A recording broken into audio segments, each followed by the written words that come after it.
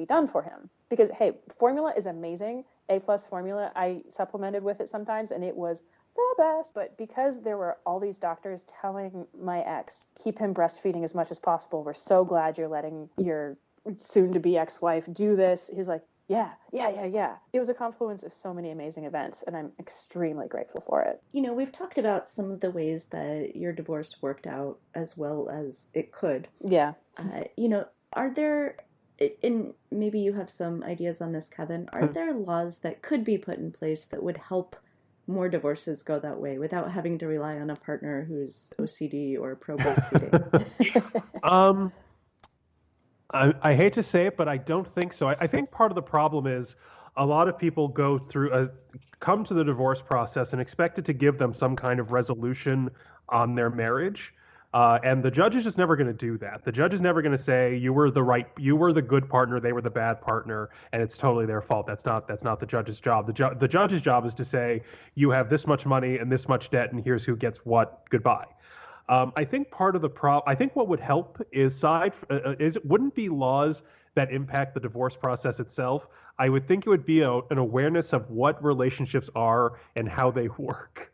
I think a lot of people, especially, like there's a reason there's a positive correlation between older age at first marriage and the marriage staying together. I think it's because when you wait until you're in your 30, you have a slightly sharper sense of yourself and what you want and what you don't want. And I think a lot of the acrimony and again, I'm kind of speaking generally about divorces a little separately from the kinds of divorces I handle, which are going to be terrible regardless. In some way, the worst thing you can do to another person, short of physical violence, is fail to meet their expectation. For some reason, the way humans are built, a partner not living up to the image you had of them in your head is just the most gutting thing.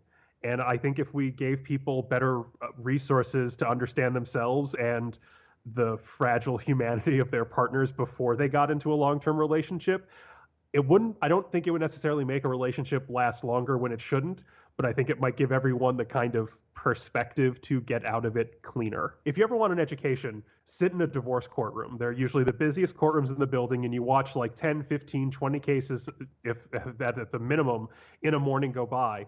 And when you watch, aside not just what the lawyers say, but what the litigants talk about, the complaints they have for the judge almost always boil down to they said they would do or be this and they're not.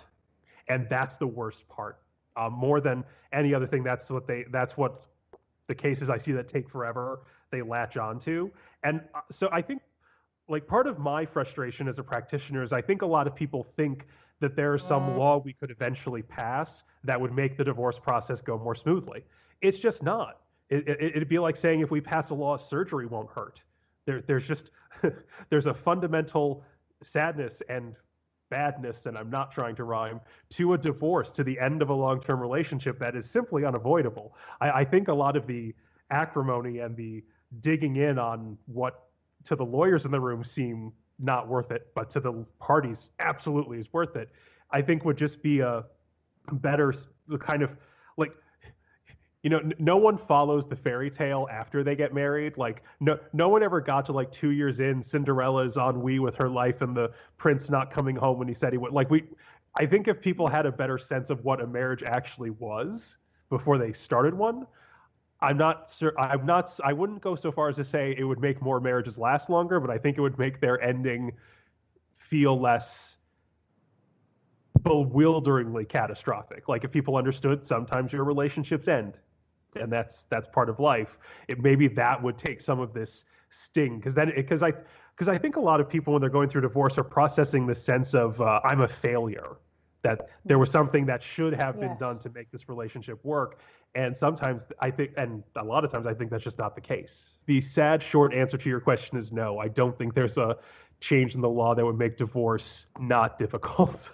I want to touch on something you briefly mentioned, Kevin, which was mental health. Because I agree that I don't think there's any magic law that would make, there is no law that would have made my situation easier. And frankly, his situation was as easy as it could have gotten, I think. But mental health is so important. And I'm really glad that as a society, people are starting to recognize that depression is real. It's not just made up in your head. And things like OCD are real. I wish that mental health counseling was more available.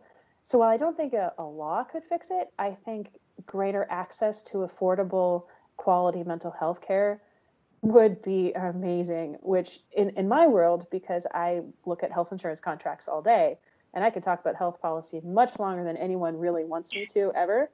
It's Sophie might want I you would to. love to come back someday and talk about health policy with you.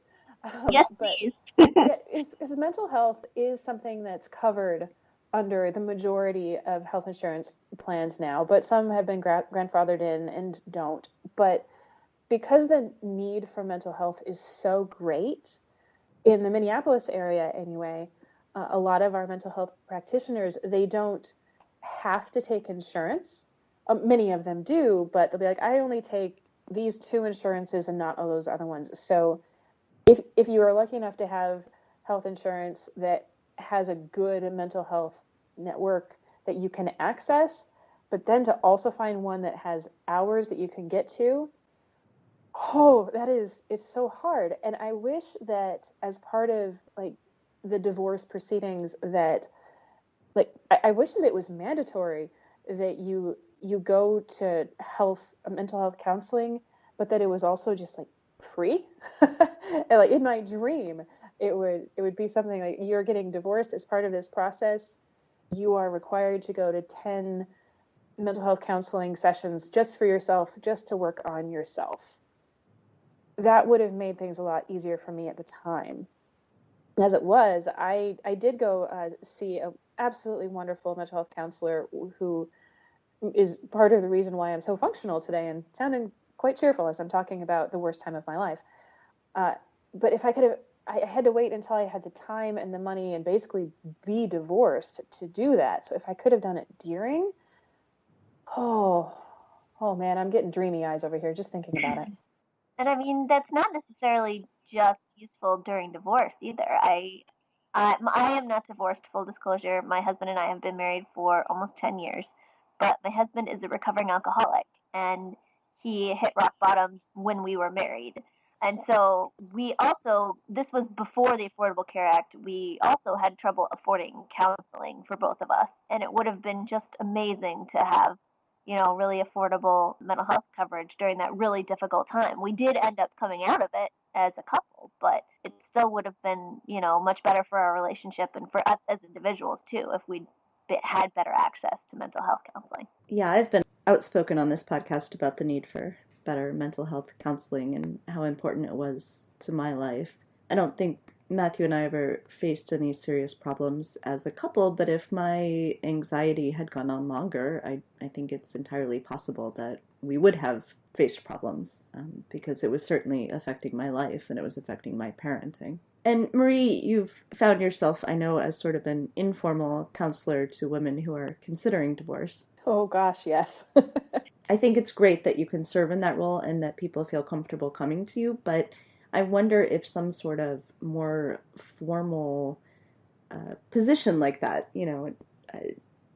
not necessarily a lawyer, not necessarily going to someone, it feels like a really big step to go to a lawyer to say, I'm considering divorce, but sort of a pre-lawyer counseling kind of thing for women who are considering divorce. I think one reason why a lot of women come to me is that I talk a lot all the time.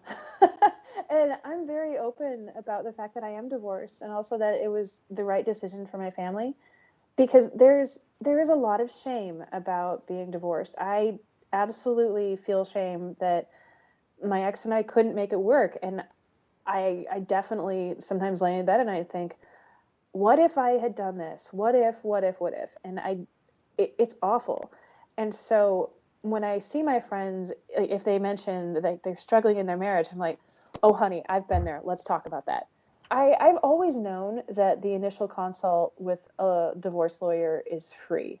I don't know why I've always known that. But many of the women who have come to me, which is basically everyone, I think, because I'm the first divorced friend out of my admittedly quite large group of friends. So they come to the divorced one who talks a lot and is very pro-love as much as I can be. they think that if they contact a lawyer at all, just calling one on the phone is going to cost them $500, which that's not true. Like I think I talked to 3 divorce lawyers on the phone before I settled on one, and that consult was 100% free. And then they're like, here are my rates, here are my charges, here's what I specialize in with a particular kind of divorce, which I didn't know there were lawyers who specialize in different kinds. But it would be nice if there was something that everybody knew of, like a divorce doula. I don't know what that would look like, but I've unintentionally become that for a lot of my friends. And to be clear, I'm not like, every time anybody comes to me and says, hey, my spouse and we are fighting, my first reaction is, well, let's get divorced. That's not what I do. Actually, I was just going to say, a lot of people have that. I think one of the most enduring misconceptions about divorce is that it's too accessible or too easy in our society, and I think the opposite is true. Easy. Like, not easy. Two of my friends got divorced, and I'm friends with both of them. They're friends with each other happily. And one of them said something that stuck with me. He said, "No happy couple ever ended in divorce." And I think that's something to think about. Like I said earlier, my agency has a full staff of counselors in addition to the lawyers. And a lot of what we do, even for clients who, they're separate departments, so they have their own client lists, and we have plenty of clients who come to counseling just to talk stuff out, to make even just to make plans, just to have someone sit down with them with a stack of papers that's 4 inches thick and disorganized, and help them get the quiet space to do that, even if they never come to us for specific legal help. So having someone, I think it's useful just to have some, just in life generally, to have a adult to go to hear you out and answer, like just validate you. You're not crazy. The way you feel is understandable in the circumstances, and if you need a space to think and plan and ask questions, that you can be that for them. It's a horrible superpower to have, I guess, to be the divorced friend, because I hear a lot of the bad in my friends' relationships. And I think what they're coming to me for is almost a verdict of like, is this bad enough that I need to leave?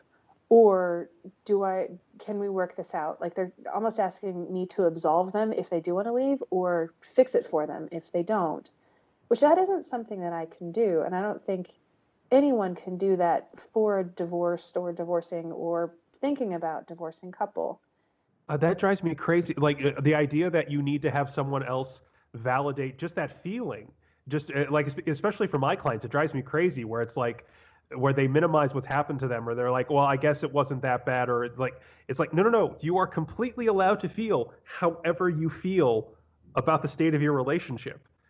You may choose to do A or B or C or none of the above, and that you have to make that decision on your own. But I just curl up on the inside anytime a client of mine basically says that, the way they feel about what's happened isn't valid because it doesn't meet some objective standard. It's like, no one else has to live in your relationship. No one else is in your head at 3 a.m. when you can't sleep. You're the only one you answer to when it comes to whether or not, what you feel about your life and your relationships. Like, sorry, that I have a lot of feelings on this.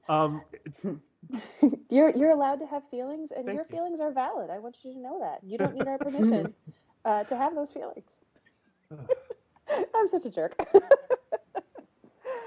Yeah, so do you guys have kind of final thoughts, especially in regards to, how we should think about divorce and custody and alimony when we're thinking about things like taxes and laws and funding for programs and ways that we interact with the government? I think working parents should be given $1 million in a big sack with a dollar sign on it, and that childcare should be free. I'm serious about the free childcare. I definitely think our laws generally across the board could be better sculpted to meet the reality of working families and parents and their real lives, and not some 1950s aspirational thing that we think their lives should look like. And I think both for marriages that will continue on and marriages that are ending, the world could be much more honest and helpful to those families and meeting them where they live, and not sort of holding them to these impossible standards that no one, if only the very privileged, could possibly